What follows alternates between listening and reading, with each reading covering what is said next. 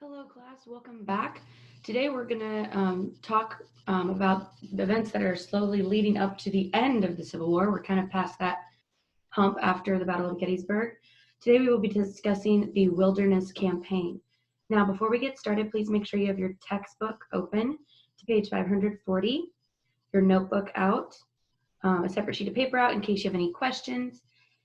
And then make sure you write that learning objective. I will be able to explain how the Confederates were able to hold off the Union during the Wilderness Campaign. I will be able to explain how the Confederates were able to hold off the Union during the Wilderness Campaign. Okay, so remember we're doing Cornell. That means topic on the left, answers on the right. This is going to be probably one of the last victories of the South. Gettysburg is going to hit them really hard.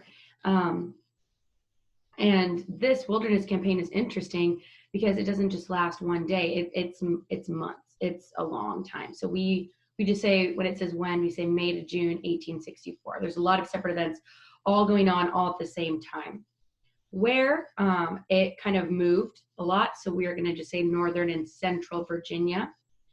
And we will say Confederates win, and they win in an interesting way as to how you would define win, right? Remember, if at any point you need to stop to finish up your notes, you're just going to pause the video. So why don't you do that now if you're not done with this slide? Battle leaders, we've heard of these two before.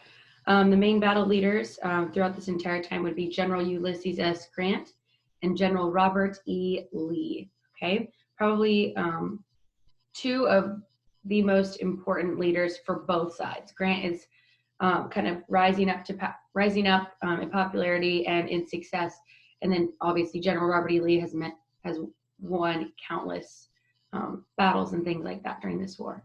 Make sure you color code it or know who belongs to the Union, who belongs to the South.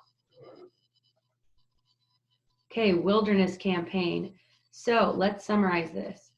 It's a series of battles initiated by Grant to destroy Lee's army, and it was designed to capture Richmond. Richmond was the main goal at this point the entire time, okay? So Union troops launched the Wilderness Campaign, a series of battles designed to capture the Confederate capital of Richmond, Virginia. The first battle took place in early May in the woods about 50 miles from Richmond. That's where we kind of discuss the Battle of the Wilderness.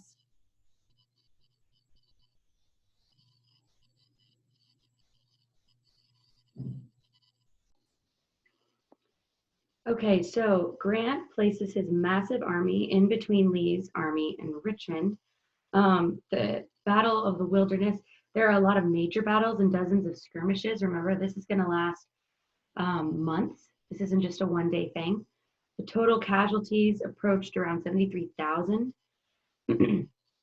Confederates suffered a much higher percentage of deaths during these battles. Why is that? It's because there are not as many people, right? So if you have a lower amount of people to start off with, you're going to have a higher percentage of deaths total because it's from a smaller group. Now, Grant tried to move his men quickly out of the wilderness before they interacted with the Confederates. Lee had his men intercept them. So why would Grant want his men to try to get out of the wilderness? Remember our advantages. The Confederates knew the terrain, the geography, the land so much better than the Union. So it's kind of that home front advantage of fighting on your home turf, knowing where things are and good places to get set up. So then so there's a lot of Battle of the Wilderness, a lot of casualties, a lot of kind of mini events happening in this big battle. It's kind of a continuous day thing. And then we have Spotsylvania Courthouse. Now, what is Spotsylvania Courthouse? Despite the high number of casualties at the Wilderness, Grant shifted his troops toward the southeast, away towards Spotsylvania Courthouse in an attempt to put his army between Lee and Richmond. Unfortunately for Grant, Lee's armies arrived at Spotsylvania first and built entrenchments. The Battle of Spotsylvania Courthouse was a violent one, of on and off affair that lasted for nearly 2 weeks. One of the most dramatic events at the battle occurred at Bloody Angle, where numerous Union assaults were repulsed by Lee's army at a bend in the trenches on May 12th. Here, Union and Confederate soldiers fought in hand-to-hand combat for almost 24 hours. In all, over 32,000 casualties were recorded at Spotsylvania Courthouse, the highest casualty count of the Overland Campaign, which is kind of the move to try to get Richmond and things. On May 21st, Union General Ulysses S. Grant suspended operations and moved his army southeast, where both armies were incurring significant casualties. Lee's army was incurring a greater percentage of casualties. So then we have a shift to Cold Harbor. After numerous skirmishes through central Virginia, Confederate and Union forces engaged in large-scale warfare again on May 31st, 1864 at Cold Harbor, only 10 miles from Richmond. So we're getting really, really, really close. In the battle, both the Union and Confederate armies were heavily reinforced. That means they got more supplies and they got more troops. And the Confederates managed to build a series of airtight fortifications that extended for 7 miles long. On June 3rd, Union forces under Ulysses S. Grant attacked the fortifications on the Confederate right and were thoroughly routed. Grant regretted his decision to attack at Cold Harbor and admitted that nothing was gained from the thousands that died. He also feared that the Confederates' defensive victory at Cold Harbor may have given the Confederates enough hope to continue fighting, whereas he was sure their will to fight was dwindling previous to Cold Harbor. In all, Grant lost nearly 13,000 soldiers in Cold Harbor compared to the 6,000 on the Confederate side. Furthermore, Grant's defeat and high casualty numbers contributed to anti-war sentiments in the North. Lee's victory at Cold Harbor, however, would be his last in the entire war. Despite the Confederate victory, Lee had no choice but to devote all of his dwindling defenses to Richmond and Petersburg. So now they're in defensive mode, right? So let's talk significance.